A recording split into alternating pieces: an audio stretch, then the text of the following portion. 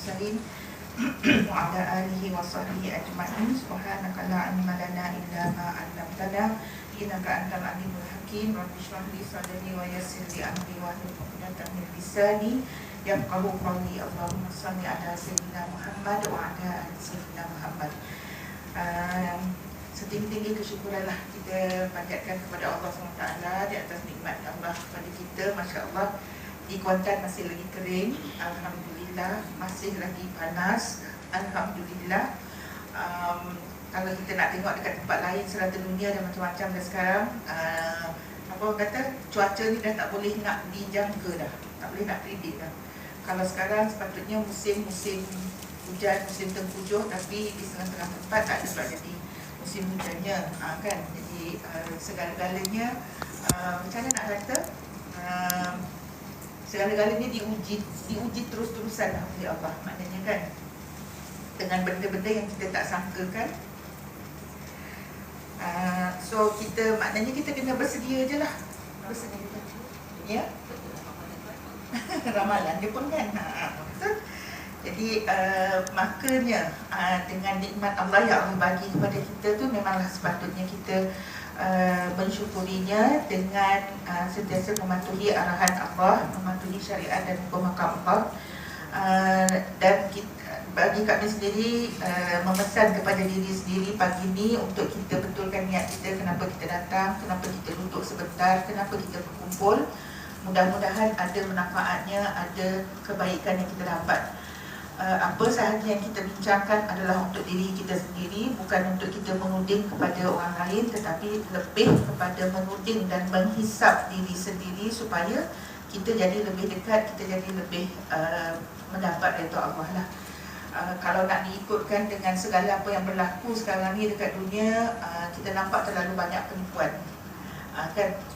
Macam-macam penipuan dah mula timbul, dah mula ada. Kalau kita nak cakap satu je daripada sudut teknologi pun kita dah tahu dah, AI itu sendiri pun dah banyak menipu. Kalau kita tengok video-video yang lalu dekat dalam feed kita, sama ada di IG ke, di Facebook ke, di TikTok dan sebagainya, so hati-hatilah, jangan duk terima bulat sokmo, jangan duk terima benda itu sebagai betul sokmo, sebab macam-macam penipuan boleh dilakukan melalui AI. Dan juga macam-macam penipuan yang dah ada di sekeliling kita, dan kita tahu kita memang hidup di zaman fitnah sekarang ni. So maksud duduk di zaman fitnah ni, persediaan untuk munculnya fitnah yang paling besar itu sedang berlaku, ya. Persediaan untuk fitnah yang paling besar itu sedang berlaku sekarang ni. Dan kita tahu Rasulullah SAW sendiri pernah cakap dalam hadisnya bahawa kalau kita boleh elak, kalau kita jumpa, kalau kita boleh elak daripada berada ataupun berjumpa dengan Dajjal tu, jauhkanlah diri, kan. Sebab apa? Sebab Dajjal itulah merupakan penipuan yang paling besar, dan apa yang berlaku sekarang ni adalah persediaan untuk itu. Bila semua keliling kita ni semua banyak sangat penipuan, dan kita pun dah mula sedar, oh yang ni tipu, yang ni tipu. Besok silat-silat hari bulan, kalau kita tak dapat petunjuk dan hidayah daripada Allah, munculnya Dajjal pun kita kata, oh tu penipuan. Kita tak nampak bahawa itu benar-benarlah Dajjal tu sendiri, fitnah tu sendiri, tapi kita kata, tak kot, yang ini bukan, kan. Sebabnya kita dah memang hidup dalam dunia yang penuh dengan penipuan, so kita rasa segala-gala tu tipu je lah tu, tak betul tu, itu bukan Dajjal tu, na'udzubillah. So kita sedang berada di zaman itu sebenarnya, dan kita perlu berhati-hati. So pesan yang kita kena sentiasa ingat dalam diri kita, pesan kepada diri kita adalah untuk kita kuatkan kabel kita kepada Allah SWT lah. Sebab hanya Allah je yang boleh melindungi kita. Kalau nak kata amalan kita, kefahaman kita pun belum tentu lagi, ya. Amalan kita pun belum tentu boleh selamatkan kita. Kefahaman kita dengan apa yang kita belajar selama ni pun belum tentu boleh selamatkan kita. Kita tak tahu pun itu betul ke tidak ke. Dengan apa yang kita dah tahu sekarang ni pun kita masih lagi mudah ditipu, apatah lagi bila munculnya fitnah yang paling besar tu. Cuma Allah je yang boleh selamatkan kita. So memang kita kena mohon kepada Allah, memang kita kena serah diri kepada Allah, memang kita kena minta kepada Allah supaya Allah selamatkan kita lah, ya, daripada fitnah yang paling besar tu. Okey. So untuk hari ini, untuk pagi ni, alhamdulillah, kita akan sambung kuliah kita dengan surah yang ke-45, iaitu surah Al-Jathiyah. surah Al-Jathiyah yang bermaksud yang berlutut. Yang berlutut, yang mengandungi 37 ayat dan merupakan surah Makkiyah. Bila kita kata yang berlutut, bagi mereka yang selalu tengok cerita-cerita oriental, cerita-cerita belah-belah timur ni, melutut tu dah merupakan satu penghinaan. Betul tak? Kan kalau kata nak minta maaf dekat orang, maknanya nak mohon maaf dekat siapa-siapa, tak kira lah bos ke siapa-siapa, kalau melutut tu dah kira dia menghinakan diri dia lah, nak mintakan orang tu maafkan dia dan sebagainya. So mungkin tak tahulah kenapa di sebelah timur ada yang macam tu, tidak ada di sebelah barat. Tetapi memang itulah juga yang kita faham kalau di dalam surah ni akan disebut pada ujung-ujung surah tu, kalau tak silap pada ayat yang ke-28, bagaimana suasana di hari akhirat esok bila mana kita semua pakat berlutut di hadapan Allah SWT. Kita pakat menghinakan diri kita berlutut di hadapan Allah SWT. Dan memang kepada Allah je yang selayaknya untuk kita menghinakan diri pun, kan, untuk kita berlutut. Cuma pada ketika itu, pada saat kita berlutut di depan Allah dalam seperti yang diceritakan dalam surah Al-Jathiyah ni, dia adalah sewaktu kita menghadap Allah, menunggu ketentuan daripada Allah, menunggu keputusan daripada Allah, dan berlutut kita tu berlutut dengan penuh cemas, dengan penuh rasa takut. Kan kita akan pergi kat situ nanti insya-Allah. So kalau ikut pada buku ni, kita baca sikit surah ini dinamakan Al-Jathiyah yang merujuk kepada hari kebangkitan Yaumul Qiyamah. Yaumul Qiyamah ni bangkit ya. So kita Yaumul Qiyamah adalah hari kebangkitan di mana ketika itu manusia akan berlutut dalam ketakutan menunggu giliran mereka untuk diadili.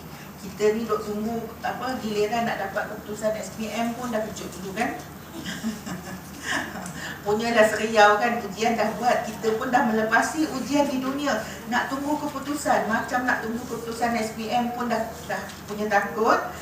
Ini nak menunggu keputusan sepanjang kehidupan kita tu, ujian sepanjang kehidupan kita tu.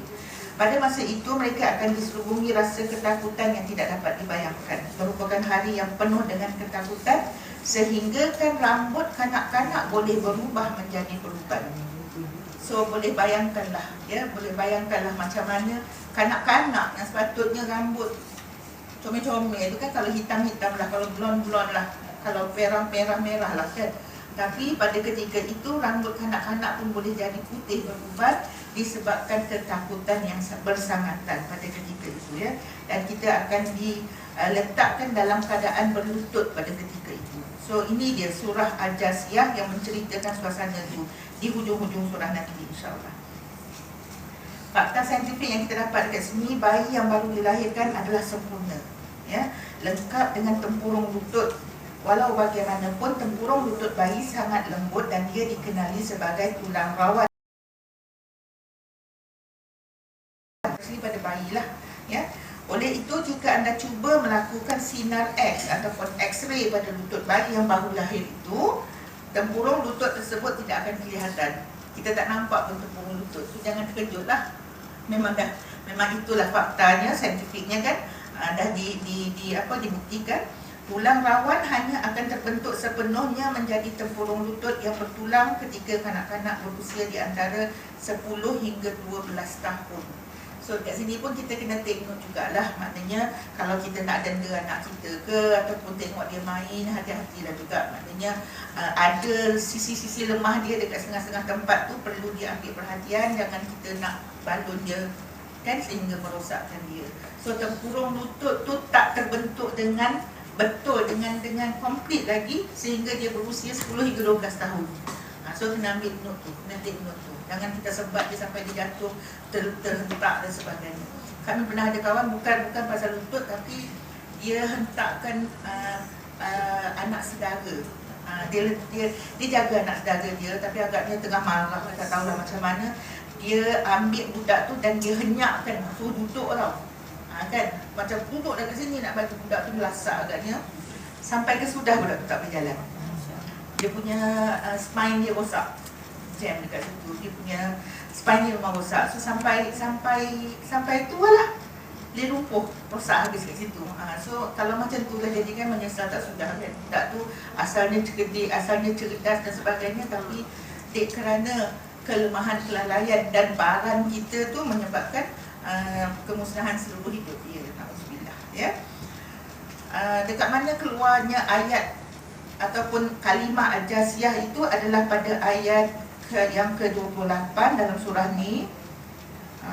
Kalau nak baca halus samaiha, billahi minasyaitonir rajim, wa tara kullu ummatin jasiyah, kullu ummatin tud'a ila kitabihal yawma tujzauna ma kuntum ta'malun.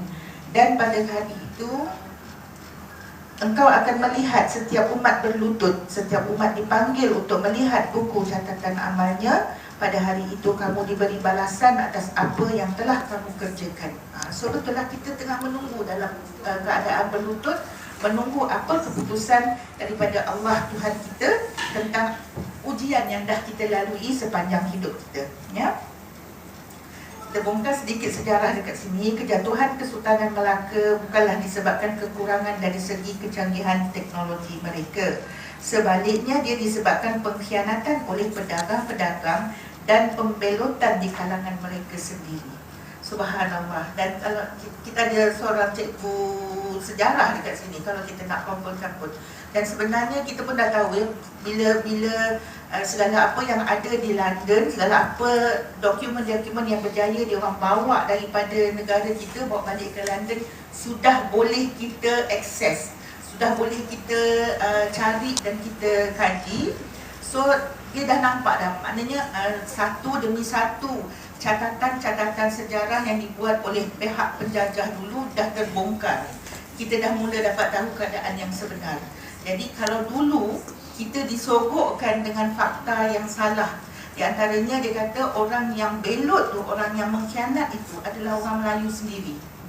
Dulu kita dimasukkan dengan fakta yang macam tu. Tetapi bila tengok balik, bila kaji balik, bila kita cek semula apa yang ada di sana, akhirnya kita nampak dekat situ yang sebenarnya bukan orang Melayu yang belot. Itu fakta dah sekarang ni. Sebab itulah kita kata catatan sejarah ataupun sejarah itu ditulis oleh orang yang menang, ditulis oleh orang yang berkuasa. So sebab tu kita tak boleh nak serahkan kuasa kita kepada orang lain. Sebab nanti dia akan rosakkan sejarah kita. Kita sendiri tak tahu pasal sejarah kita. Kita tak tahu pasal sejarah bangsa kita. Dan mana-mana bangsa kalau dia nak rosakkan bangsa tu, dia akan selewengkan sejarah. Kita dah lupa dah tentang kelebihan kita, bangsa Melayu. Sebab apa? Sebab sejarah kita dulu ditulis oleh yang orang yang menjajah kita. Lepas tu kita tak nak pergi betulkan. So akhirnya subhanallah, Kak Min kadang-kadang rasa macam pelik juga. Bukan pelik lah, takjub. Dia macam mana susunan Allah, begitulah dia kebesaran Allah tu. Dan Kak Min sangat-sangat merasakan bahawa Allah sayang bumi Malaysia ni. Allah sayang kita dekat Malaysia ni. Sebab dalam perlembagaan kita ada kalimah Islam, ada tentang Islam, dan somehow perjanjian tu, segala dokumen yang dibawa balik, segala manuskrip yang dibawa balik ke London, disimpan kat sana tu, tak boleh diakses hanya selepas beberapa ratus tahun. So, sekarang kita dah boleh akses balik. Macam mana dia orang boleh terfikir? Agaknya dia orang rasa kita tak boleh nak bangkit kot. Agaknya dia orang rasa selepas beratus tahun kita tak baca sejarah tu, kita memang lemau, kita memang terus hanyut, kita memang tak nak bangkit dah, kita memang serah diri. Tetapi bukan itu yang ada dalam jin bangsa Melayu. Ramai yang cakap ada tu kan. Itu tidak ada dalam jin bangsa Melayu. Jin ni bukan J-I-N, dia G-E-N-E. Dia ada dalam G-E-N-E bangsa Melayu, dalam kromosom ke whatever lah, dalam jin. Bukan J-I-N ya. J-I-N memang ada, setiap kita ada jin kita. Tapi bukan yang tu lah. So bangsa Melayu adalah bangsa pejuang. Kalau kita tengok Ustaz Muhammad Amin kan, dia bagi contoh ataupun dia bagi fakta 3 bangsa. Dia kata kalau ada orang nak marah kan, bila orang nak marah, Kak Min cuba quote apa yang Ustaz Muhammad Amin cakap kan. Bangsa yang paling berani, bangsa pejuang adalah bangsa Melayu. Bangsa yang paling penakut adalah bangsa Yahudi. Kan? Kita pun nampak dah dengan apa yang berlaku sekarang. Dan bangsa yang paling pengkhianat, bangsa Arab. Dan kita nampak juga dah sekarang. Kan? Padahal benda tu berlaku. Israel tu duduk dekat tengah-tengah mereka kot. Dan Israel tu kecil benar je pun. Keliling tu bangsa Arab. Tapi apa yang dia orang buat? Tak ada apa. Kita pula yang rasa kalau boleh tu nak pergi. Kan? Askar-askar kita, pejuang-pejuang kita dah ready dah. Kalau tak ada tengok, kalau dekat Indonesia tu, which is bangsa Melayu, dia orang dah ready dengan siap dengan apa, kungfu Ustaz Felix Chow tu. Kenal kan? Biasa kan Ustaz Felix Chow, dia famous kan. Dia dah ada dah siap tentera-tentera dia dengan latihan-latihan kungfu dia. Ready je untuk kata okey, jom. Kita belum tentu lagi kan. Kalau kata kita ada anak-anak, ada masih lagi ada suami yang gagah-gagah yang masih boleh pergi, kita nak lepaskan ke? Belum tentu lagi kita ni. Itulah. Tapi kita kena niatkan dalam hati kita lah. Bila sampai masanya, kalau kita boleh push rijal-rijal dalam keluarga kita, kita boleh push lelaki-lelaki, pejuang-pejuang dalam keluarga kita, push lah. Minta lah suruh dia orang pergi. Rugi kot kan kalau tak pergi. Kita tak nak terjadi macam mana dengan Yahya Sinwar kan. Baru-baru ni dengan Yahya Sinwar, macam mana, apa perasaan kita? Kami bila mula-mula dapat berita tu pun tak tahu nak kata macam mana. Nak kata Alhamdulillah pun tak gamak juga. Tapi dalam hati memang rasa Alhamdulillah. Kita nak kata sedih sangat pun tak juga. Tapi cek balik diri kita dalam hati kita, apa sebenarnya yang kita rasa? Jealous sangat-sangat, cemburu sangat-sangat. Tapi dia menangis kat dalam. Memang rasa subhanallah, bezalah dia. Kalau nak tengokkan antara syahid-syahid para syuhada kita yang dah pergi sebelum tu, kita bukan nak menindakkan ataupun nak diskredit dia orang, tak. Tapi nak tengokkan macam mana Yahya Sinwar betul-betul di medan perang, betul-betul di barisan depan, betul-betul dalam pakaian perang, betul-betul dengan subhanallah. Walaupun kita tahu ada dah foto-foto, ada dah deklarasi-deklarasi daripada mujahidin Hamas sendiri. Ismail Haniyeh tu pun pernah, dia orang tak tahu, dia orang kan pakai beria-beria semua kan. Tapi bila tiba-tiba dah duduk berkumpul nak makan, rupanya Ismail Haniyeh sendiri di kalangan para mujahidin tu. Nak katakan mereka tu pergi je berjuang. Walaupun kita nampak macam Ismail Haniyeh, dia cuma banyak diplomasi, dia pergi banyak buat perjanjian, dia mengusahakan untuk pendamaian dan sebagainya, tapi dia tidak meninggalkan diri dia daripada duduk dalam tentera itu sendiri. Dia pergi. Cuma bukan rezeki dia untuk syahid dalam keadaan yang begitu. Tetapi Yahya Sinwar, Allah bagi satu kelebihan kepada dia dan kepada kita untuk kita faham. So macam baru-baru ni pun kami merasa macam Allah, umur dah 61. Kami dah 61 tahun ni kan. So rasa macam tak apa lama lagi, umur pun umur dah pencen, rasa macam nak pencen lah juga semua-semua kan. Nak pencen lah semua-semua. Tak payahlah politik ke tak politik, berjasa tak berjasa ke apa benda, nak pencen lah. Tapi bila kenang balik Yahya Sinwar sampai mati kot dia tak pencen pun. Yang kita yang buat benda yang senang-senang aja pun nak pencen, macam malulah pula tak kan. So pencen daripada kerjaya okey, tapi jangan pencen daripada berjuang. Ya ke kita berjuang? Ya ke kita berjuang? Nak mari sini pun kena berjuang kan? Nak mari sini ni pun puas dah bercakap dengan diri sendiri kan, dengan nafsu sendiri.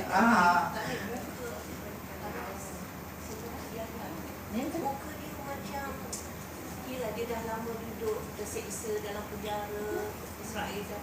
Dia tidak buka, dia nampak macam tapi dia memang ada tangan dia memang putus kan. Yahya Sinwar tangan dia memang putus. macam Yalah. kesedihan. Kita pun tak pernah dengar cerita pasal dia ada keluarga, sebab dia selama 23 tahun dia dikurungkan, dia ditahan, dipenjarakan selama 23 tahun. Rasa macam dia tak ada keluarga pun selain daripada jelah adik-adik dia tak kahwin lah. Maknanya Allah maknam, kami tak tahu, tapi tak ada pun. Kalau kisah Ismail Haniyeh ada kan, ada anak dia, ada isteri dan sebagainya. Tapi itulah dia, kita ambil semangat. Kita ambil semangat para pejuang yang lepas seorang-seorang syahid. Yang kita ni bila dengar kematian dia, saya dengan suami kita pernah Allah nak bagi dia rehat. Betul. Itu ayat yang keluar bila dapat lama dah dia. Lama. Rehat lah. Betul. Lama dah. So sekarang dia dah berat. Kita boleh bayangkan dia seperti mana burung-burung hijau yang berada di syurga. Dia tak dapat lagi lah kan nak nikmat-nikmat syurga tu, tapi dia sedang berterbangan dekat sana. Kita tahu perjuangan dia, kita tahu keikhlasan dia, dia mesti terbukti. So Masya Allah, kita pun kalau boleh nak menuju ke arah dia, dapat tempias sikit-sikit macam tu pun jadilah. Tak dapat exactly macam tu, rasa memang tak dapat dah, tak berani kita nak angkat senjata, tak berani kita nak pergi di tengah-tengah pertempuran kan, tak berani. Tapi kita menyediakan laluan, kita buat segala preparation. Kalau kita sebagai seorang ibu, kalau kita sebagai seorang isteri kepada suami, so kita bagi semangat tu. Banner, maknanya banner kami baru dapat daripada nanti kami share, kami lupa nak share kot. Macam mana Dr. Salah apa nama dia? Ada dia punya teks dia bagi, dia share, dan sepatutnya kita fahamilah benda tu, macam mana dia seru para wanita untuk kita bukan sahaja melahirkan, tetapi kita asuh, kita didik supaya lahir daripada rahim kita itu adalah pejuang-pejuang yang akan syahid juga nanti, yang akan, maknanya yang akan mengalah dengan musuh. Nanti Kak Min kongsi lah, lupa pula nak kongsi dengan you all kan. Tapi nak katakan, okey, kita balik kepada bongkar sejarah ni tadi, macam mana pihak musuh berusaha untuk menyelewengkan sejarah sehingga kita ditipu. Kalau sebelum ni kita belajar, Kak Min sendiri, siapa yang seangkatan dengan Kak Min dulu yang duk belajar sejarah, memang kita faham bahawa siapa dia yang mengkhianat dulu, dan sehingga jatuhnya Melaka, kita ni duk faham orang Melayu lah yang mengkhianat. Tapi yang sebenarnya tidak. Sebab tu disebut kat sini, pengkhianatan oleh pedagang. Siapa yang datang berdagang tu waktu tu dekat Melaka? Siapa yang datang berdagang dekat Melaka? Bugis, Portugis. Kan? Portugis dia bukan datang berdagang. Yang berdagang dekat Melaka tu adalah pedagang-pedagang, saudagar-saudagar daripada China, daripada India. Yang datang menjajah, yang datang menyerang tu Portugis. Tapi yang sebelum Portugis nak datang menyerang tu, yang duk datang ke Melaka, duk berniaga semua ni, yang daripada China, dia nak lalu jauh sangat tak boleh, so dia lalu Selat Melaka, shortcut lah. So dia lalu kat situ, dia berhenti kat sini. Yang daripada India bawa segala hasil mahsul dia, berhenti juga dekat Melaka, boleh tukar, boleh berniaga kat situ, lepas tu balik-balik. So dia orang tak payah nak pergi all the way daripada India pergi ke China, dari China pergi ke India. Dia bukan sahaja India dan China lah, tapi itu contoh kita sebut benda tu sebab benda tu lah yang tu ada sekarang kan. Jadi kita nak ingatkan balik sejarah yang sebenar. So pedagang-pedagang ni yang datang, dan pedagang-pedagang ni lah yang membelut, bukan orang Melayu. Kami dulu pun memang, kami cakap ni sebab kita dulu disogokkan dengan fakta yang salah tu. Orang Melayu yang belot. Tak, kalau ikut Ustaz Muhammad Amin, dia kata orang Melayu tak mudah nak belot pada zaman tu, sebab kita berada pada zaman kegemilangan Melaka, dan kita memang ada dalam diri kita semangat berjuang dan sebagainya. Cuma kita tengok kalau sekarang ni dah nampak banyak sangat dah orang Melayu yang belot sekarang je.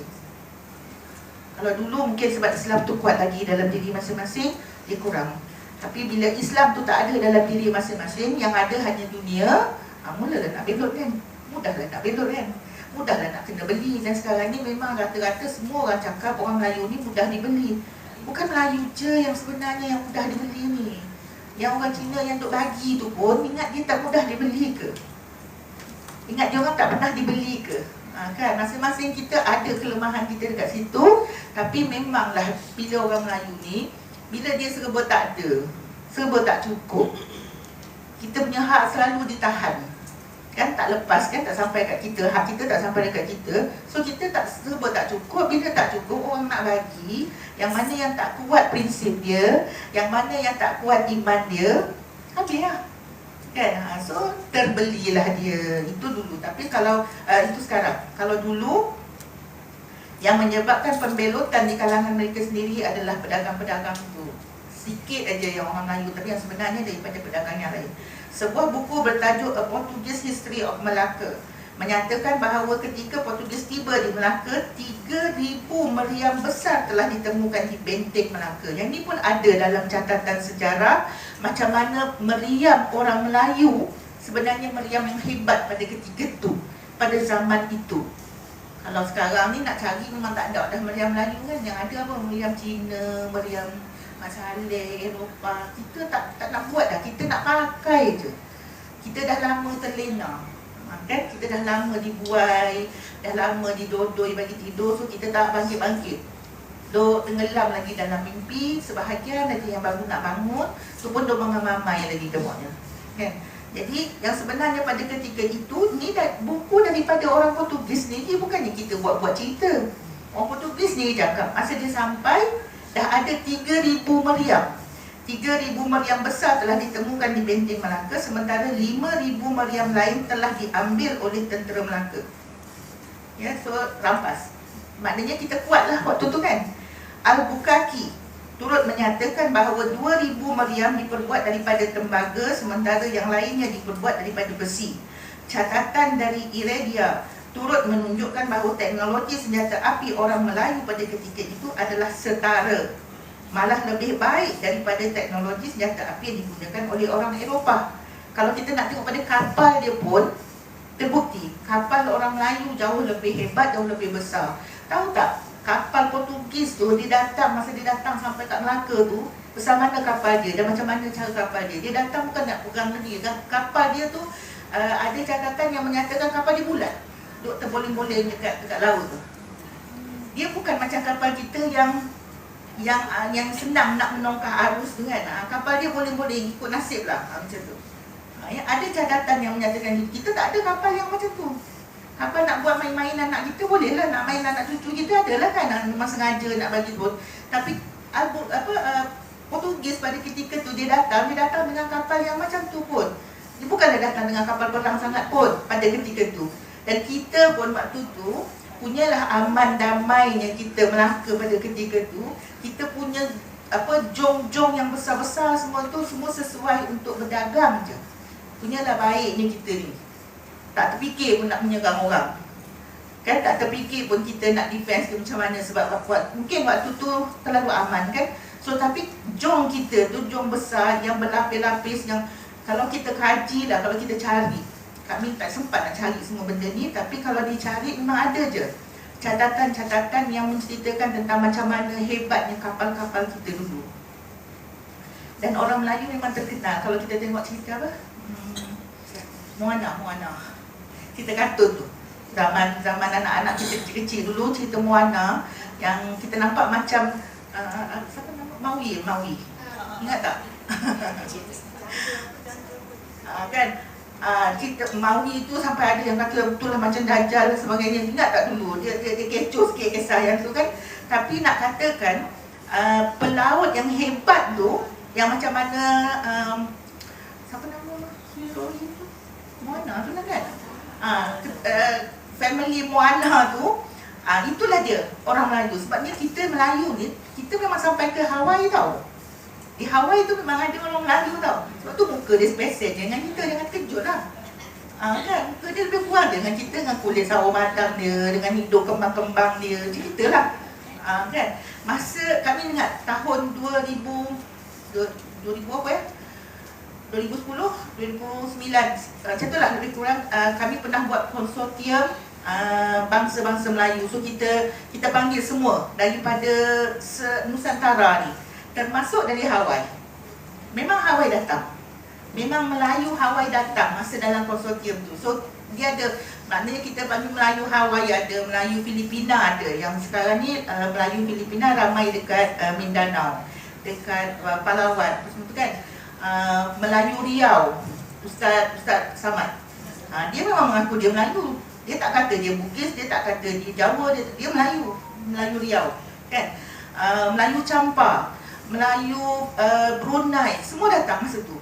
Dan Melayu Singapura tu pun dia tak kata dia Melayu Singapura, dia kata dia Melayu Temasek. Dia masih lagi ada semangat tu. So ramai pada ketika itu, termasuk Hawaii. So dalam cerita tu pun dia tengok macam mana pelaut, macam mana dia orang Melayu ni, kenapa dia orang terror sebagai pelaut. Sebab kita ni, sebab kita kata Nusantara, sebab kita bukan dalam satu macam China, mainland China, dia satu negara, semua tanah je kan. Kita tanah air kan, tak tanah je.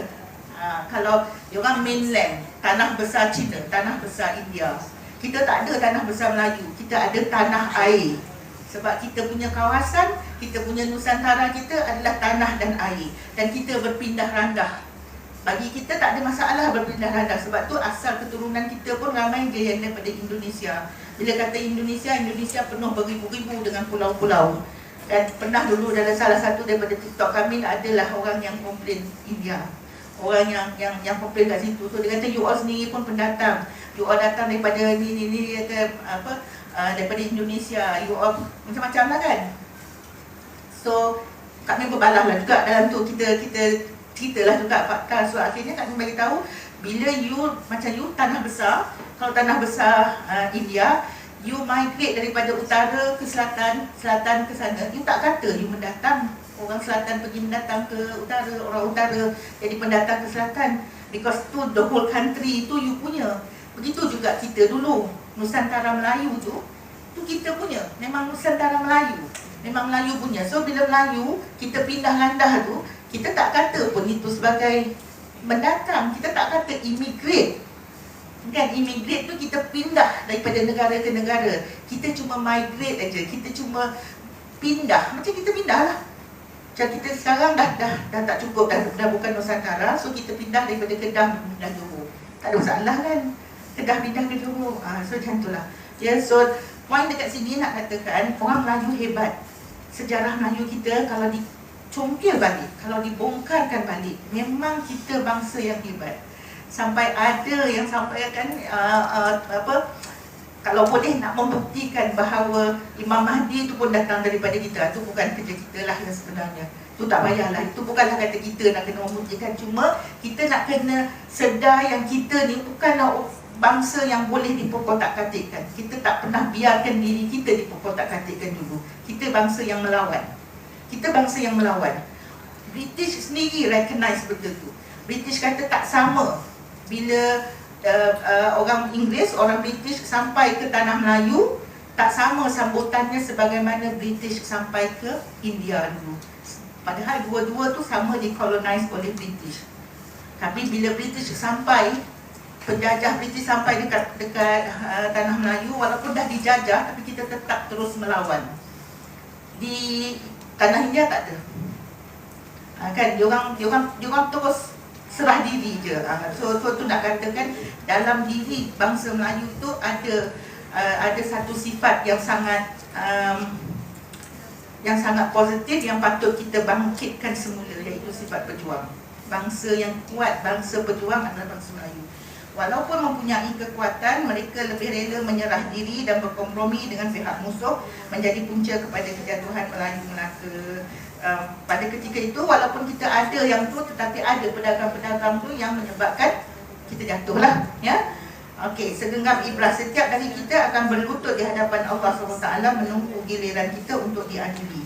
Situasi ini sama seperti seorang banduan yang berlutut seolah-olah berserah kepada nasib yang bakal menimpanya tanpa mempunyai sebarang kawalan terhadap apa yang akan terjadi. Bolehkah kita bayangkan situasi ini berlaku pada diri kita pada hari kiamat nanti? So cubalah, kalau kita nak dapat rasa dekat mana kita nak bergantung, pada siapa yang perlu kita bergantung, kita cuba bayangkan diri kita pada saat tu. Kita nak harap kat siapa lagi? Ya, kita nak harap dekat siapa lagi pada hari kiamat tu nanti, pada hari akhirat tu nanti, kita berlutut menunggu masa kita, menunggu giliran kita. So itu dia maksud Al-Jasiyah tu, ya. Okey, Al-Jasiyah, kalimah Jasiyah itu disebut pada ayat yang ke-28 yang kita baca tadi lah, ya. Kan kalimah Jasiyah di dalam Al-Quran hanya ada di sini sahaja. Kalau ikutkan, hanya ada di sini sahaja kalimah Jasiyah, berlutut kita tu. Dan dia mengandungi cabaran daripada Allah kepada kaum kafir pada ketika itulah. Maknanya cabaran dia, Allah mencabar orang kafir seolah-olahnya. Dia kata, Ustaz ni bagi tahu, dia kata, dia bagi dua contoh. Seolah-olahnya dia kata, berlagaklah dengan kemewahan kamu di dunia. Berlagaklah, sombonglah, action lah. Kalau kita bahasa kita sekarang action kan, action lah. Padahal action tu, takkan mana datang action daripada belagak kan. Action tu beraksi kan, tapi kita selalu Allah act-nya, Allah action-nya. Tak tahu mana-mana. Ya? Orang Johor. Act ni kan. Dan satu memang orang Johor selalu kena kata kan. Orang Johor act. Kami selalu guna. Orang Johor memang geram. Itu bangsa Johor lah tu. Kan. Lah tu. Siapa orang Johor kat sini? Tak apa Sebabnya sampai dia sendiri nak buat bangsa Johor kan, action lah tu. Lah tu. Okey. Tak apa. Okey, maknanya Allah cabar dia seolah-olah macam Allah kata belagaklah. Lah kamu dengan kemewahan kamu di dunia. Sebab apa? Kerana di akhirat nanti kamu paksa lutut depan aku. Kamu akan melutut juga depan Allah nanti. So sekarang ni belagaklah kalau kamu nak belagak macam mana pun, ya.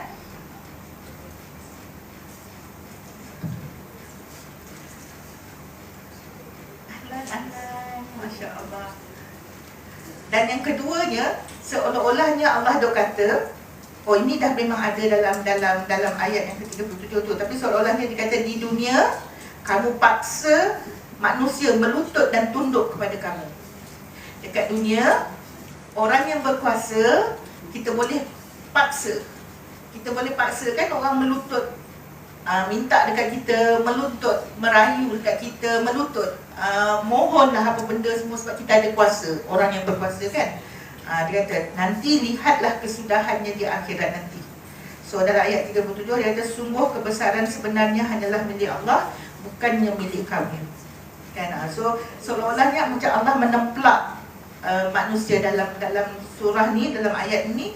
Allah menemplak kita yang nak sombong sangat ni. Kenapa? Kamu tak tahu ke besok kamu akan melutut depan Allah nanti?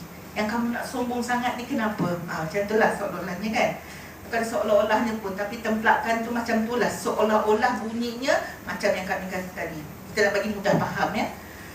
Surah ini diturunkan pada kemuncak penghinaan kaum Quraisy terhadap seruan-seruan akhirat. Ini kemuncak dia.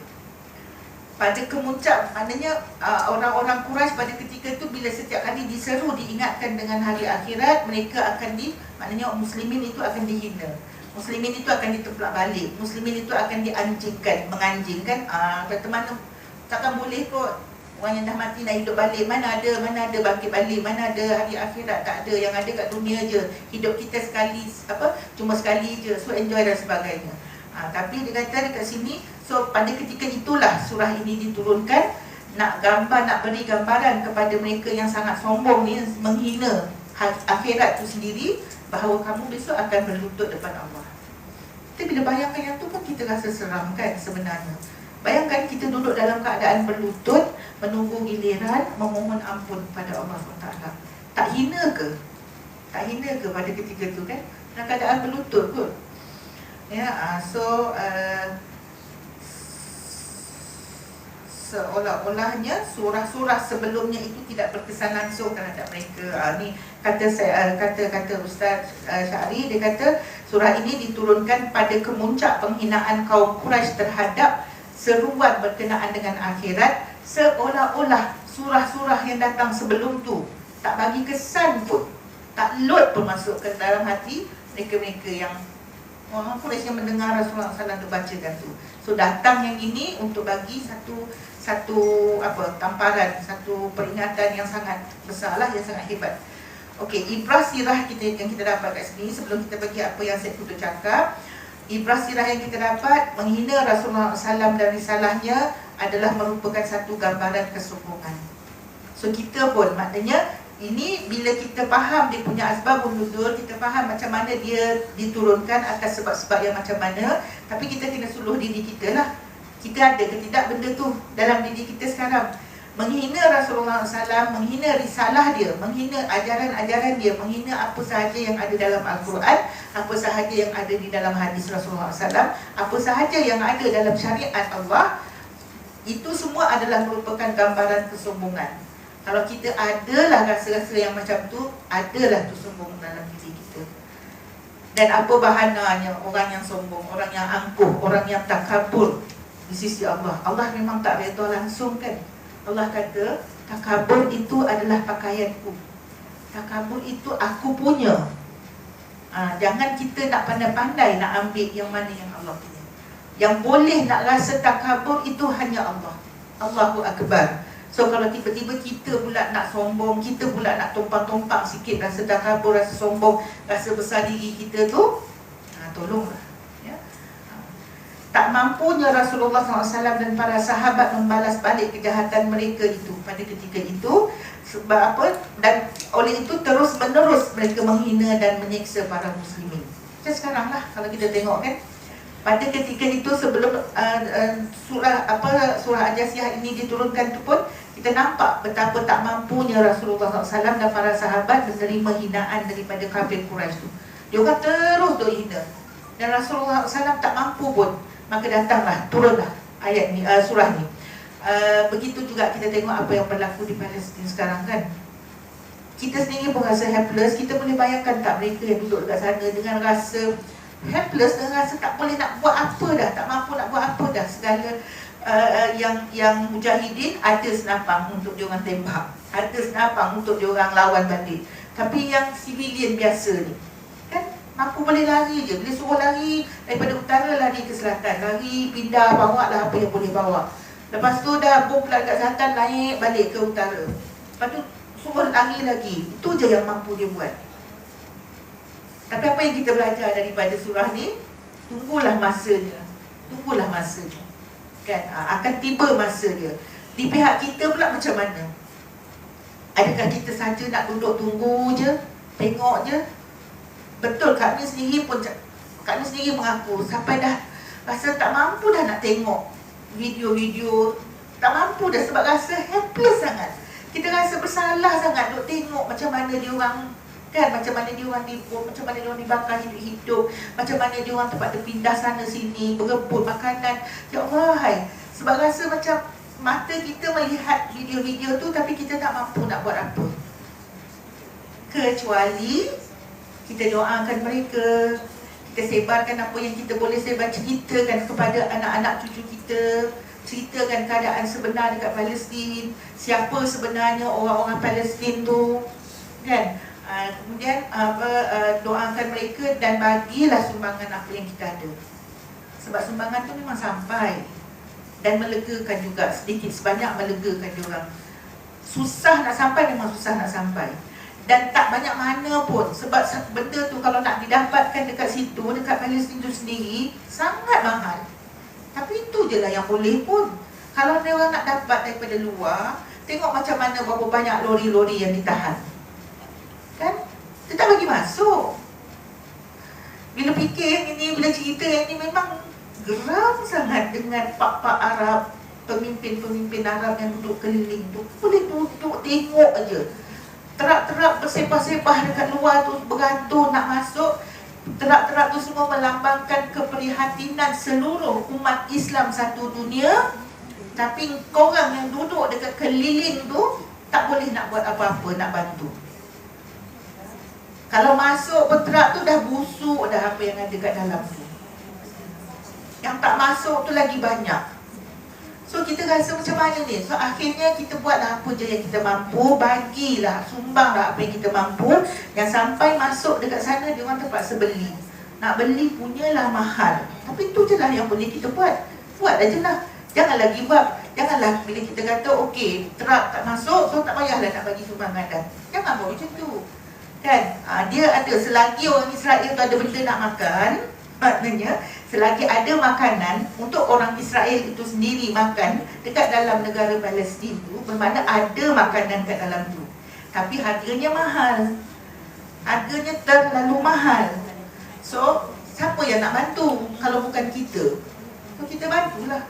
Jangan putus dari membantu. Yang tu memang kena niatkan betul-betul. Sebab kalau bukan kita yang bantu, tak apa lagi nak bantu. Kadang-kadang dulu kami pernah dulu bila kita cuba promotekan aman Palestin satu ketika dulu, so orang selalu pernah juga lah orang kata, ramai je daripada rakyat Malaysia sendiri yang miskin-miskin, kenapa kita nak bantu kat orang Palestin jauh kat sana tu kan?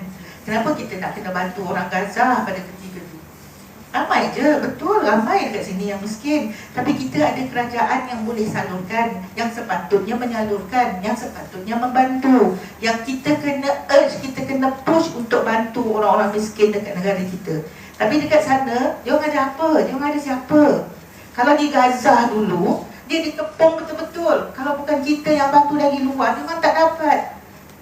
Walaupun kerajaan dia pada ketika itu, kerajaan dia memang kerajaan yang dipilih sendiri, iaitu Hamas lah, kan? Tapi Hamas sendiri pun tak ada kemampuan pada ketika itu. Kalau dia nak berdiri sendiri dekat situ, dia tak mampu. So kita yang dekat luar, yang free ni, kita kena bantu dia orang. Sebab kerajaan dia orang tak berupaya, memang tak boleh. Sanction, kiri kanan, depan belakang, kan? So kita yang kena bantu. Tapi kerajaan yang ada, orang susah dekat negara kita, ramai je yang orang yang boleh bantu. Tak ada masalah pun. Government kita kaya kot. Yang tak kaya kita, rakyat. Dan sekarang ni bagi Kak Min, ya Allah, subhanallah, sekarang ni kita masuk dalam fasa memang rakyat bantu rakyat. Lain pun lain lah cakap. Sekarang ni memang rakyat bantu rakyat, kan? Kak Min ada menantu yang cikgu sekolah. So dia kata memang betul sekarang ni. Kita pun dah tahu daripada dulu lagi dah. Ni sekolah kebangsaan, sekolah rendah. Memang cikgu yang all out. Nak harapkan peruntukan daripada kerajaan tak cukup. So nak cikgu keluar, dah lah gaji tak berapa banyak cikgu, kan? Tapi cikgu jugalah yang photo state sendiri, cikgu jugalah yang keluar nak buat ABM sendiri dan sebagainya. Kalau nak buat apa-apa program sekarang ni, peruntukan tak cukup, kena buat crowdfunding. Kita dulu ingatkan crowdfunding ni siapa yang buat? NGO, kan? NGO selalulah buat. NGO kita tak dapat peruntukan juga. So mana-mana, especially mana-mana NGO yang di blacklisted kan kononnya. So yang itu akan buat crowdfunding. Kita nak buat ni, kita nak bagi makan dekat anak-anak ni. So kalau ada siapa-siapa nak sumbang, silakan. Kita pun buka tabung. Dulu NGO je, kan? Sekarang ni sekolah rendah pun dah jadi macam tu. Ada seorang lagi menantu kami sekolah menengah. So dia pun tiba-tiba bangun ni buka juga. Dia kan nak kutip sekian, nak ni infrastruktur sekolah kot. Yang sepatutnya datang daripada government. Nak betulkan sekolah, nak betulkan tingkap sekolah, nak betulkan library, sekolah surau, sekolah minta crowdfunding daripada semua, buka crowdfunding. Okey, tak apa. Tiba-tiba daripada universiti pun ada, tak payah sebut universiti mana, tapi daripada universiti pun ada. Nak buat program untuk pelajar-pelajar IPTA, bukan IPTS.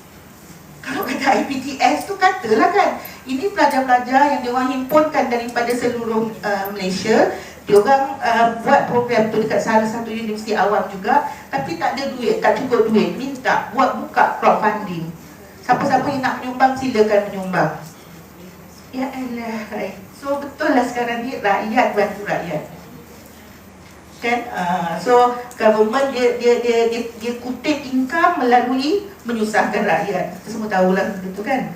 Tak payah nak membakar lagi, kan? Dah terbakar dah semua. Tapi geram. So itulah dia keadaan yang realiti yang berlaku sekarang.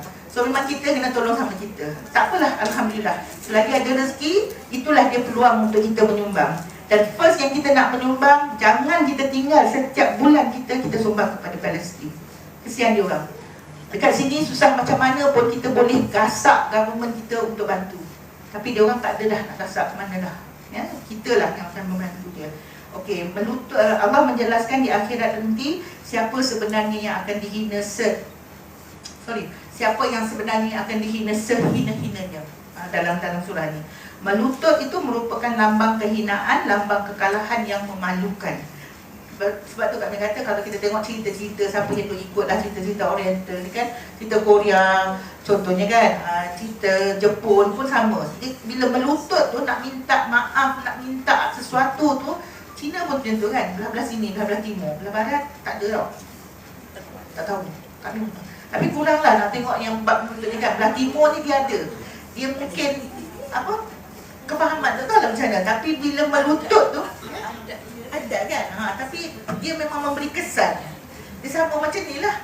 Dia betul-betul memberi kesan. Bila kalau minta tu minta dalam keadaan berdiri, dia ada gah lagi, macam ada maruah. Tapi bila you dah melutut tu, macam you buang maruah you, your dignity hilang.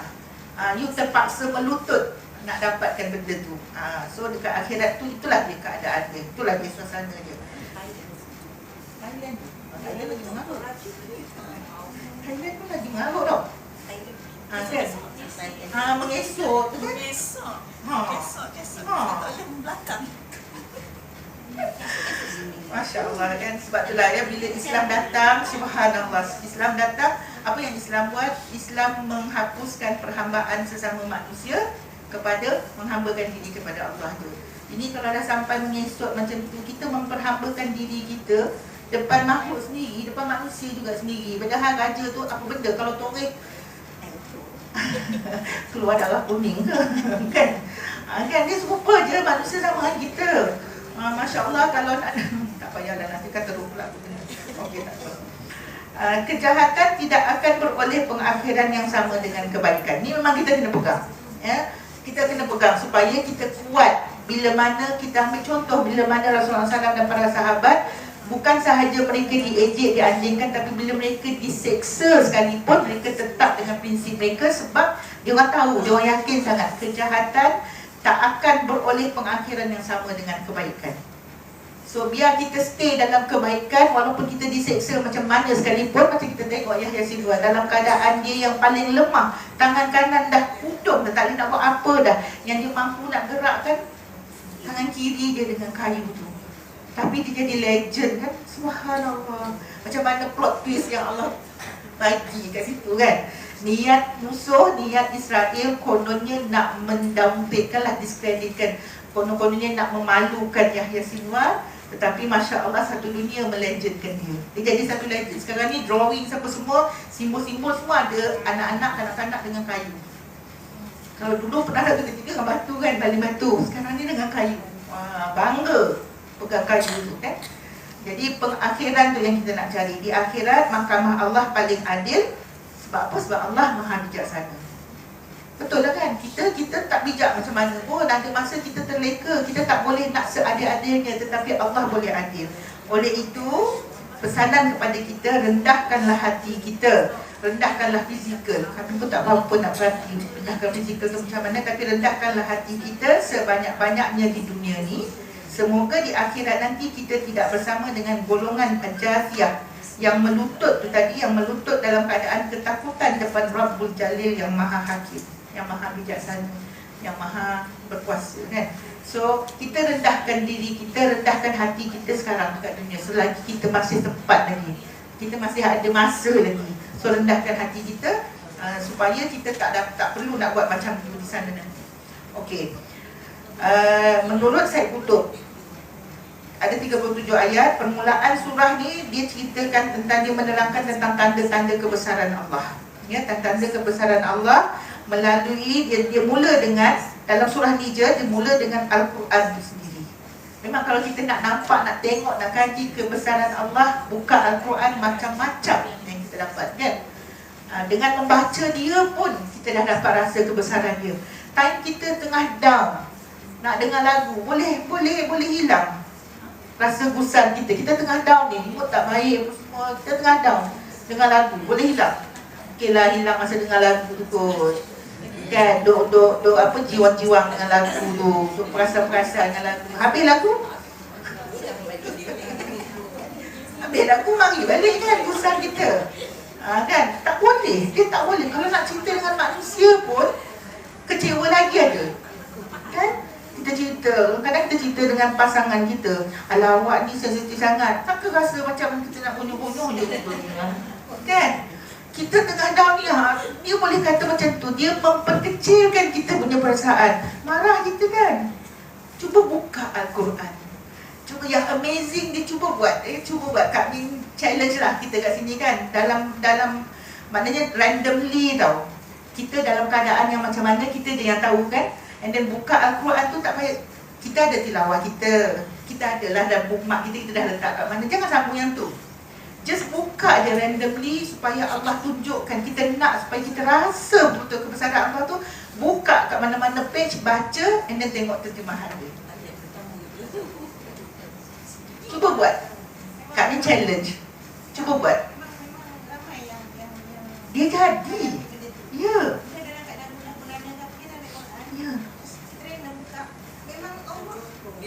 Betul. Ya. Allah akan tujukan dekat situ. Subhanallah. Ada satu video, mungkin you all dah pernah tengok video seorang mualaf daripada Australia. So the way dia cerita tu memang funny lah. Dia kata dia memang tak percaya dengan Tuhan dah. Dia used to be Christian, tapi dia kata sebab anjing dia mati, kawan dia mati, so dia rasa macam dia mula dah menyalahkan God. Dia kata kan, dia kata kenapa God yang orang kata God ni yang baik tapi anjing dia mati. Lepas tu kawan dia pun baru je mati lepas tu, dan kawan tu memang kawan baik dia. So dia sangat marah. Tapi dia kata tiba-tiba ada orang datang mari cerita tentang Islam lah. So dia pun dia dah ada Quran dia letak kat tepi tu. So dia pun konon-kononnya tengah duk fikir-fikir nak masuk Islam ke tak, nak masuk Islam ke tak. So dia letak lilin macam mana entah dekat tepi tu, di satu malam yang sunyi kononnya. So dia bermonolog dengan Tuhan, dengan God. Dia kata kan, dia kata pernah tengok tak? Tak pernah dengar. Dah pernah dengar. So memang comel lah. So dia pun okey. Dia siap cakap atau dia seolah-olah macam cabar Tuhan kan. Dia kata okey, aku ni tengah berdiri, konon-kononnya berdiri kat tepi ni lah. So sama ada aku nak terjun ataupun tak, nak masuk Islam ke tak ni. So God is all in your hands, dia kata. Okey, God kata ni semua dalam tangan kau ni. Dia cabar konon kan, sebab dia belum Muslim masa tu kan. So dia kata okey, kalau kau nak aku masuk Islam, macam tu. Bukannya dia menagih nak masuk, nak dapatkan hidayah tu, tapi macam dia challenge lah. Kalau kau nak aku masuk Islam, God show me any sign. Kata ada lilin kat situ. Dia was hoping that lilin tu padam. Angin tak ada ni, dia kata lilin tu padam ke, daun tingkap tertutup ke, any sign. Dia kata dia pun tunggu, nothing happens. So dia kata God, dia kata ni aku ni antara nak pilih ke tidak ni tolonglah. Dia kata the way dia cakap tu benda funny kan. Tolonglah, dia kata, bagilah petunjuk dekat aku ni, aku nak masuk Islam ke tak ni, aku ni di persimpangan lah kononnya kan. So dia kata really nothing happen. So dia rasa macam apa ni, dia kata memang tak nak bagi aku masuk Islam ke, itu yang dia rasa.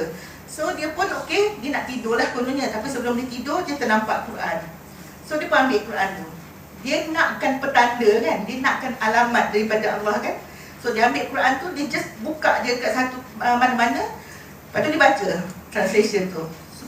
Translation tu kata, bukankah di sekeliling kamu sudah terlalu banyak tanda-tanda daripada Allah tentang kebesaran dia dan tentang kebenaran Islam. Kenapa kamu tak nak tengok apa yang ada di sekeliling kamu? Dia pun tutup, padamkan lilin, dia tidur. Memang ada satu kuasa yang dengar aku. Macam tu. Dan tak lama lepas tu dia masuk Islam. Nak katakan tu lah dia, itu di antara salah satu contoh lah. Pernah juga sebelum ni pun ada pasal orang datang, ni pasal sebab kami banyak juga bantu anak-anak muda untuk Baitul Muslim dia orang kan, nak kahwin semua. So ada yang suka kat orang lain, tapi kahwin dengan orang lain kan, biasa kita dengar kan. So ada jugalah bila tengah-tengah tu masih lagi ada rasa kecewa, masih lagi rasa tak puas hati dan sebagainya. So tengah-tengah duk kelang kabut ni, aku nak orang lain, kenapa orang lain yang masuk Minang dan sebagainya kan. So akhirnya kita tak apalah ambil Quran. So dia baca, kalau tak silap surah berapa, tapi tak ingat ayat 216. Surah apa tak ingat, tengok balik. Tapi ayat yang mengatakan kadang-kadang benda yang kita nak tak semestinya baik untuk kita. Benda yang Allah susun itulah yang lebih baik. Oh, dia kata okey. Halas, betul lah dia kata okey. Dia nak orang lain, Allah kata tak semestinya itu yang terbaik. So dia ambil pilihan Allah. So itu dia. So kita challenge diri kita, kami challenge kita semualah. Cuba pada satu ketika just randomly buka. Di situlah kebenaran, di situlah kebesaran Allah dalam Al-Quran itu sendiri. And then let alone lah penciptaan langit dan bumi. Tak payahlah, kita boleh, kita dah belajar, kita dah baca banyak, benda dah datang kat depan kita banyak. Kita boleh zoom in, zoom out. Zoom in tu pergi tengok segala kuman-kuman dah nampak kan, segala apa yang ada dalam badan kita boleh zoom in, sungguh-sungguh nak zoom in. Dan kita akan rasa takjub. Kita boleh zoom out.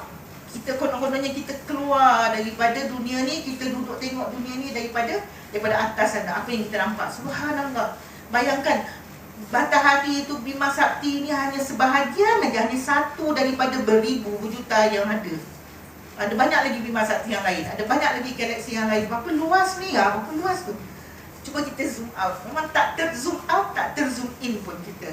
Nak katakan betapa hebat, betapa besarnya Allah dalam penciptaan diri kita sendiri, dalam pertukaran malam dan siang. Tak heran ke kita macam mana tiba-tiba kita nampak dia seolah-olah macam malam tu dia telan yang siang. Bila datang siang seolah-olah macam siang telan yang malam macam tu kan. So benda ni semua kalau dipikirkan betul-betul, kalau dikaji betul-betul, kita akan nampak, kita akan rasa kebesaran tu. Sebab tu kita tengok ilmuwan-ilmuwan Islam yang dulu, terutama masa zaman Abbasiyah dulu, zaman Khalifah Abbasiyah dulu, dia orang buat kajian ni dan iman dia orang kukuh. Kan? Hebat. Tapi bila dia orang dah terlalu engkros, dah terlalu indah, dah terlalu dah masuk dalam sangat tentang nak mengkaji, lupa kenapa dia orang nak kaji. Akhirnya kajian tu menyebabkan, tak tahulah, somehow dia menyebabkan kejatuhan. Khalifah ni jatuh masa zaman Abbasiyah, dia naik paling tinggi zaman Abbasiyah, dia jatuh pun zaman Abbasiyah juga. Bila kita dah lari daripada track kita. Dan kalau kita pergi, contohnya kalau kita pergi Alhambra, siapa yang pergi Spain, dia boleh pergi dekat Alhambra, dekat apa nama tempat tu? Cordoba satu. So pergi ke Alhambra, kita tengok istana tu. Dia punya tulisan-tulisan, ukiran-ukiran khat ni penuh dekat dinding. Cantik sangat, dan bangunan tu memang cantik sangat-sangat. Sampai kan kita rasa macam tak ada benda lain lagi kan. Maknanya kan, tak tahulah, kita akan terfikir kan, kalau kita hanya sibuk dengan yang itu je, nak mencantikkan bangunan, nak ukir sampai cantik, kita lupa musuh duk intai kita. Kita lupa musuh duk pasang strategi dekat kita. Sebab kita duk ralik pada benda yang tak perlu kita ralik pun. Itulah yang menyebabkan kita jatuh. Ya, okey. Dengan rezeki yang Allah turunkan daripada langit, bumi dihidupkan, ya. Dengan peredaran angin pun akan menampakkan kita kepada kebesaran Allah.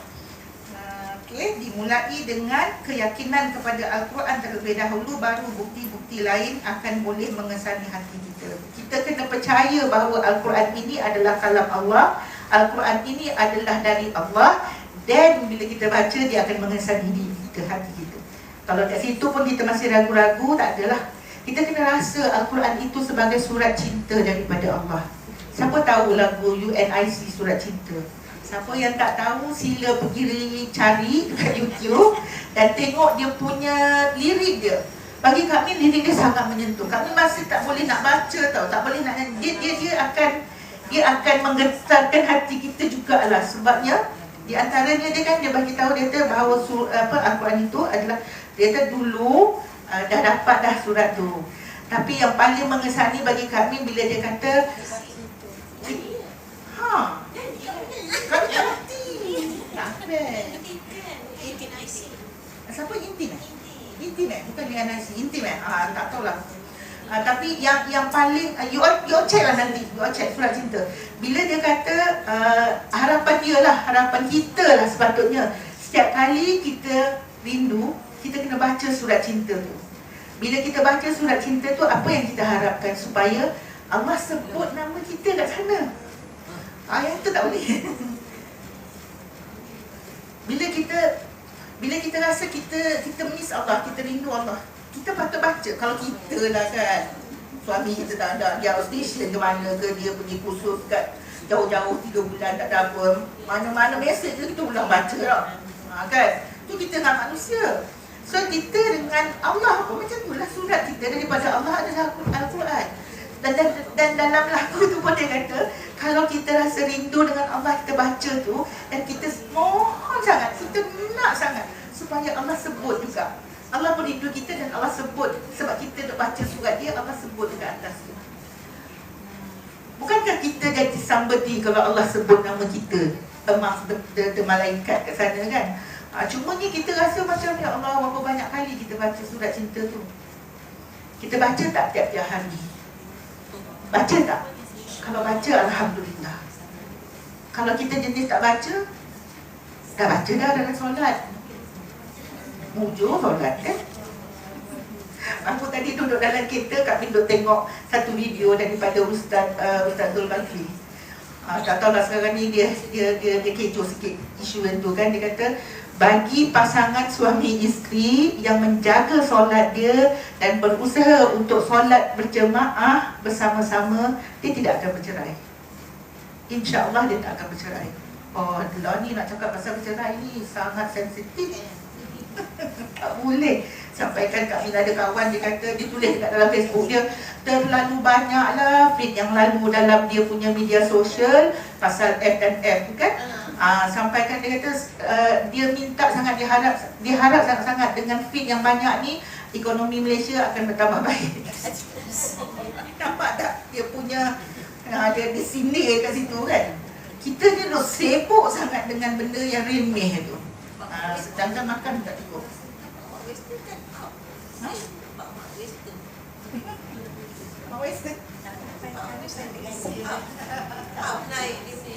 Itulah. Iklan apa semualah. Lepas tu satu lagi kami punya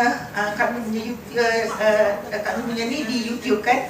Lepas tu dan di TikTok kan juga, so dapatlah komen. Kami kenapa kami cuma ulang balik apa yang kami dapat masa kami duduk kat Jepun dulu. So kita orang memang ikuti dars tu, ikuti kuliah tu oleh seorang ikhwan daripada Mesir, seorang brother daripada Mesir. So dia bercakap tu pada bapak-bapak yang depan dia tu, para rijal, orang lelaki kat depan dia. Lepas baru balik tu dia cerita dekat kami. Tapi point tu kami cuba ketengahkan balik. Point dia adalah mudah je.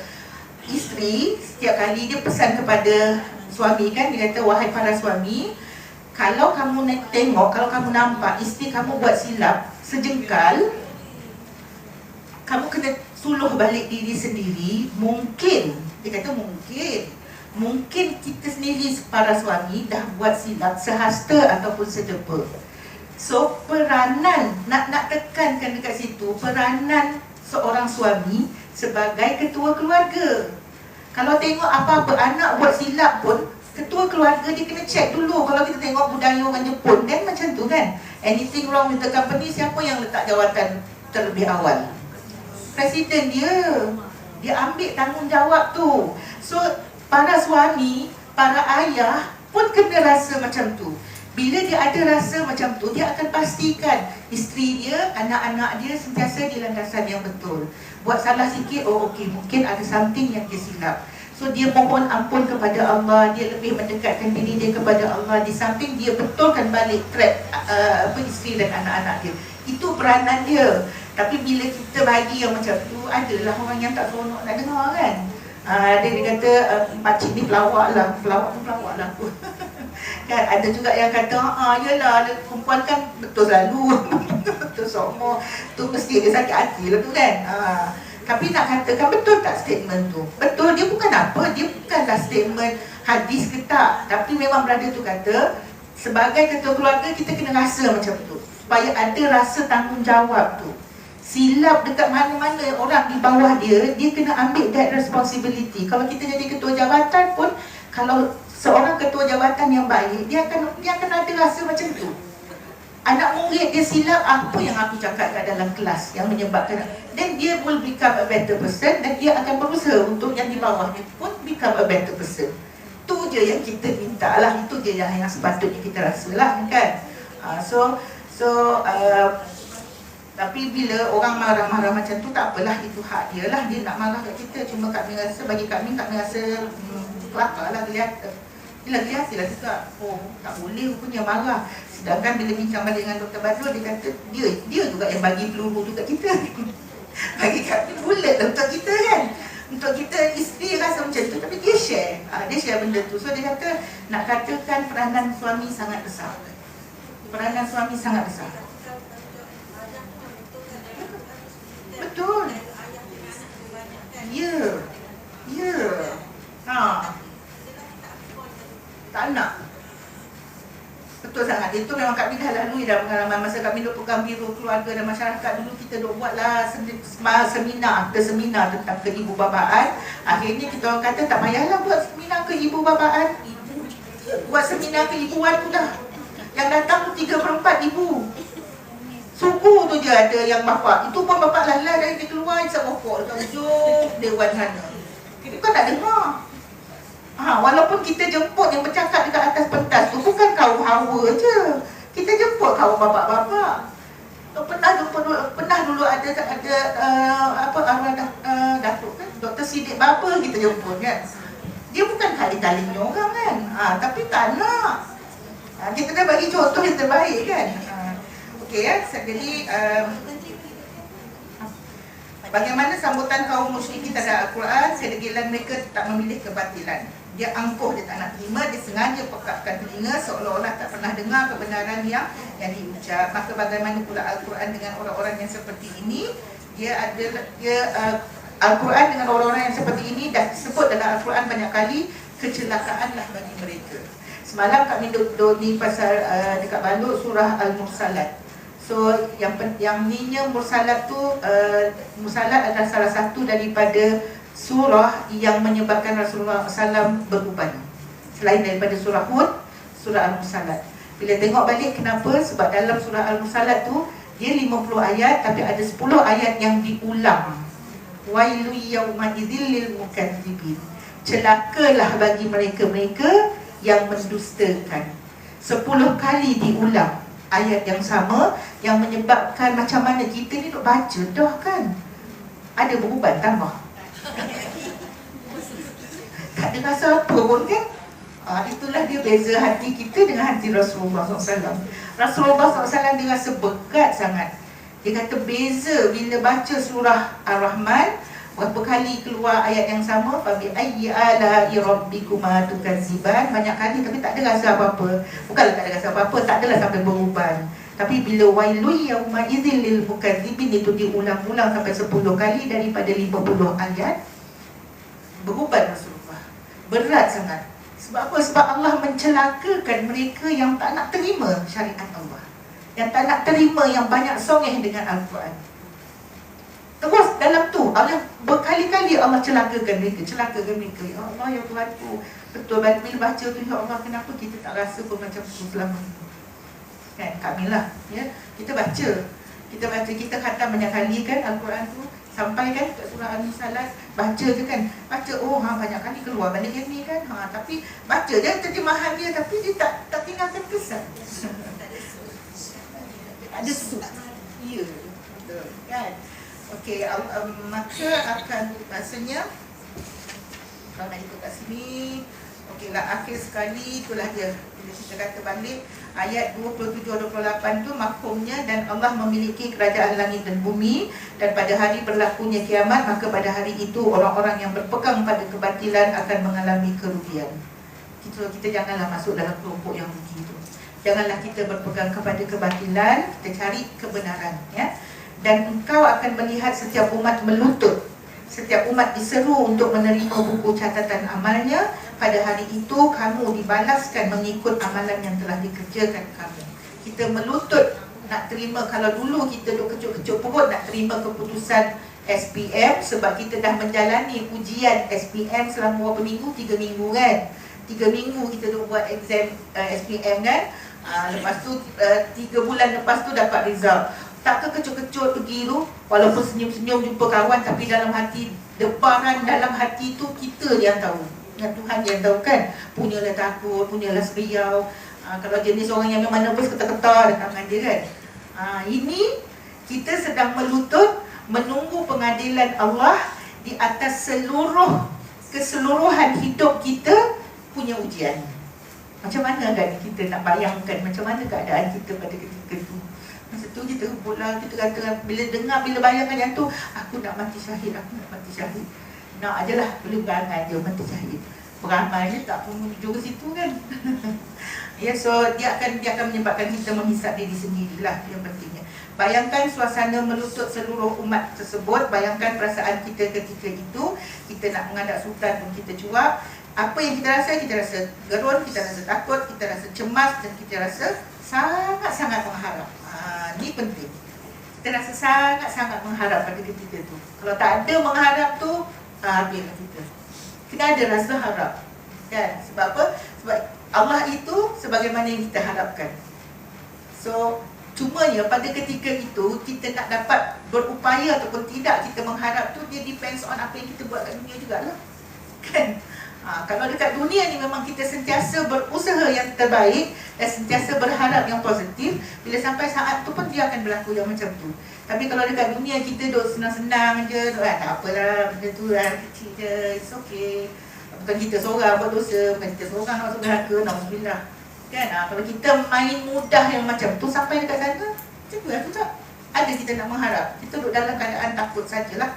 Jadi di padang mahsyar itu nanti manusia akan dibahagi kepada dua kumpulan sahaja, iaitu kumpulan Hizbullah dan Hizbul Syaitan. Itu je.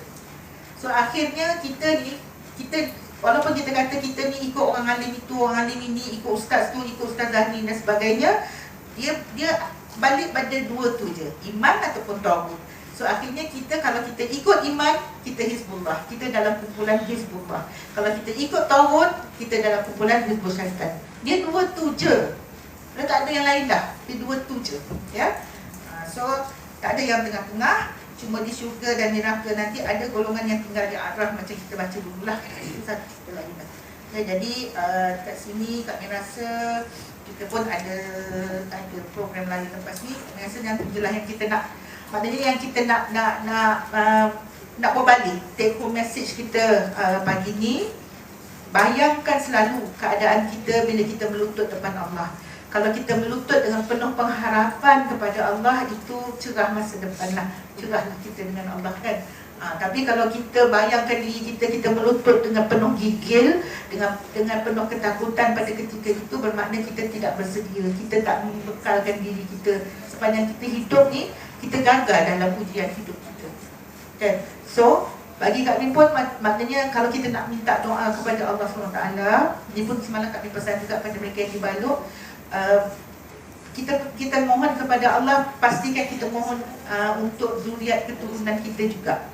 Ya, sebabnya kita dah duduk di zaman fitnah dan kita tak tahu bila masa Imam Mahdi muncul, bila masa Dajjal muncul, bila masa Nabi Isa muncul. Kita tak tahu, tapi benda tu tetap akan berlaku. Benda tu dah didikte akan berlaku, pasti akan berlaku. Kita tak tahu, kita duk mengharap sangat. Sebab Rasulullah SAW sendiri cakap, jangan kita duk mengharap-harap nak jumpa dengan Dajjal. Jangan rasa bila dah dapat berita ada Dajjal kat ujung kampung tu, kita rasa kita kuat dan kita nak bertemu dengan dia. Jangan. Rasulullah SAW sendiri dah berpesan macam tu kepada para sahabat. Tu sahabat kot kan. So cumanya kita tak tahu, kita mungkin kita yang, especially bagi kami-kami yang dah senja ni, rasanya dia tak, Imam Mahdi pun belum tentu muncul masa zaman kita dah, kami dah kan. So Dajjal wallahu alam, tapi zuriat keturunan kita. So at least kalau kita mohon doa, memikirkan tentang zuriat keturunan kita, mudah-mudahan kita seperti mana yang dibuat oleh Nabi Ibrahim. Seperti mana Rasulullah SAW pernah cakapkan, dia kata aku ni adalah hasil daripada doa Nabi Ibrahim dulu. Sebab Nabi Ibrahim masa dia buka Mekah tu, masa dia datang tinggalkan Hajar, kemudian dia datang bina Kaabah dan sebagainya, apa dia di antara doa Nabi Ibrahim? Doa Nabi Ibrahim banyak, tapi di antaranya Nabi Ibrahim doa supaya akan lahir daripada zuriat-zuriat dia orang yang menyembah Allah, orang yang baik, orang yang menjadi rasul dan sebagainya.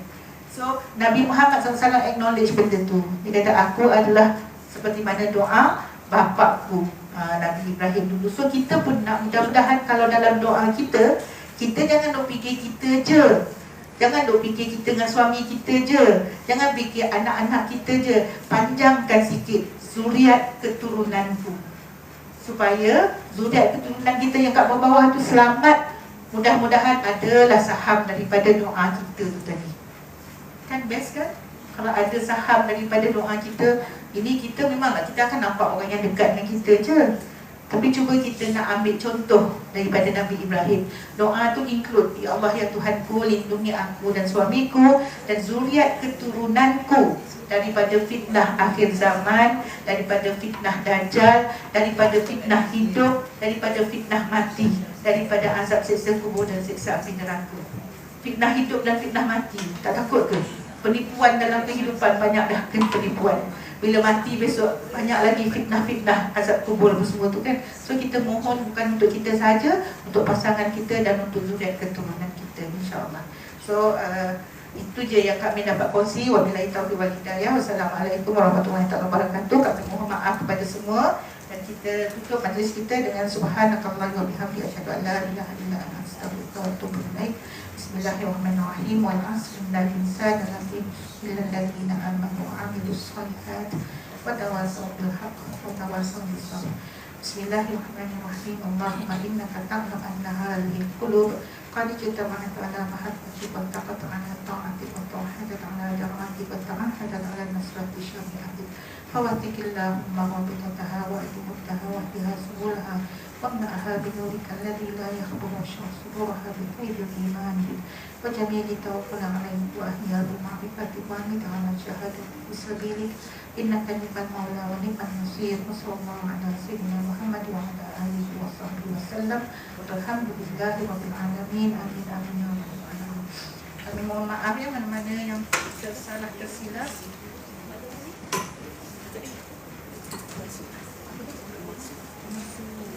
Pengumuman ya,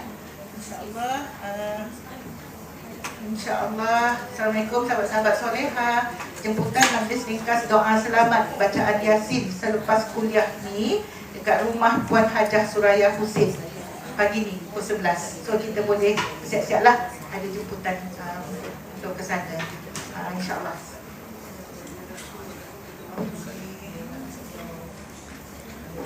Tahu kan masuk kan? Tak tahu. Tak tahu ikut Kak Wah.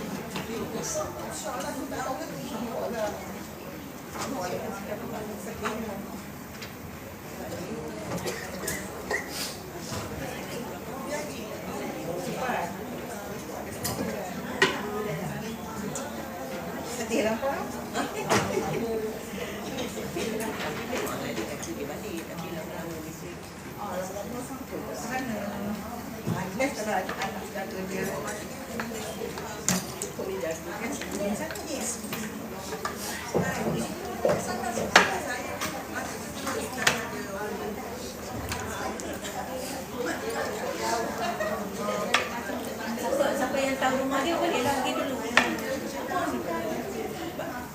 Tak ada sebelah sini. Bika.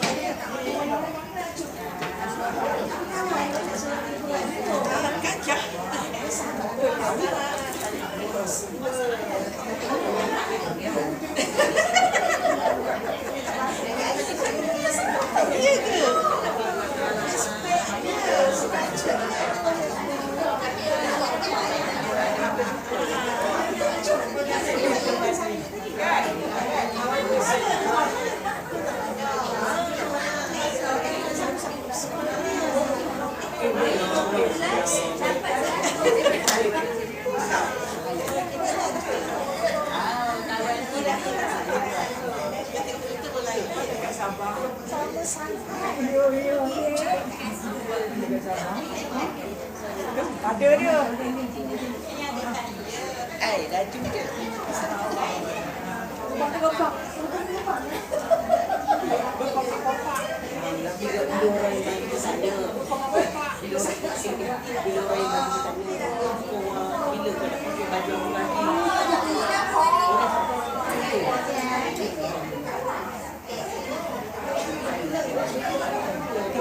Sama.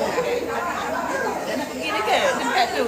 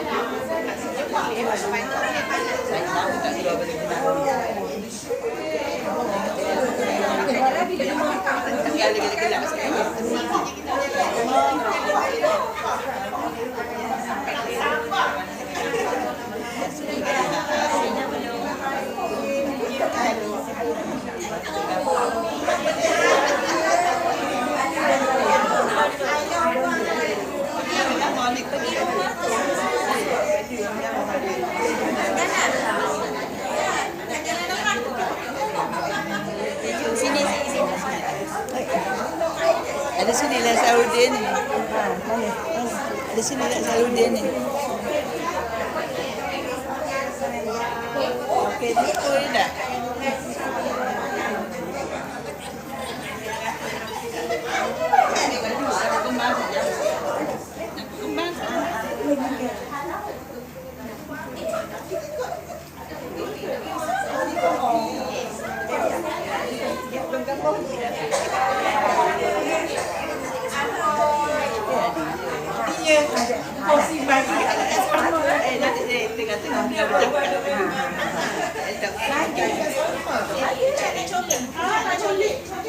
Okey, ada yang jadi ada yang tu.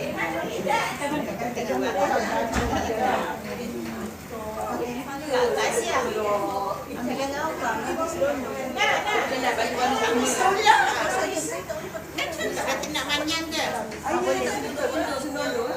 Nak dekat betul ya? Baca ya, lagi okey.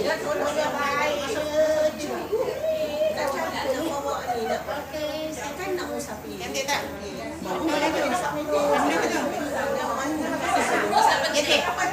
Nak jauh sikit. Nampak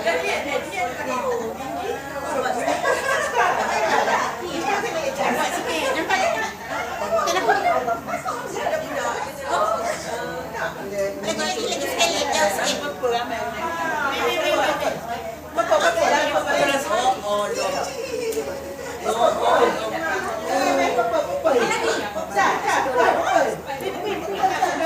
Apa saya tak cakap nak pakai tudung ini, aduh.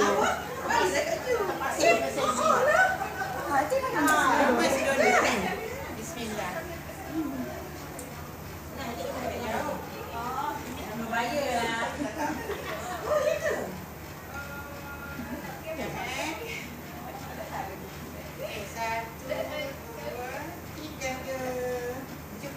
Lagi style.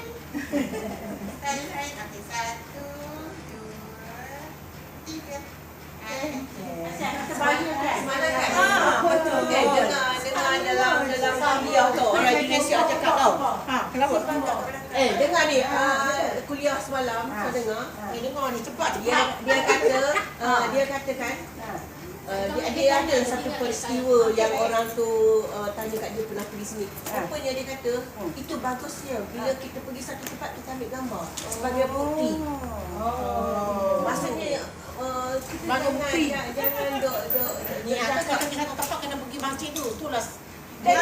Saksi kan? Saksi Saksi. dia saksi bila ada pernah ke apa ke dia kata benda tu jadi penting dalam zaman keadaan fitnah ada. Terikat semalam. Maksudnya bila orang tu kata dia pergi sini. Jadi dia tengok gambar kan sekarang ni dia kata kamera telefon kita dia ada date. Jadi dia kata gambar ni sebenarnya penting. Dua.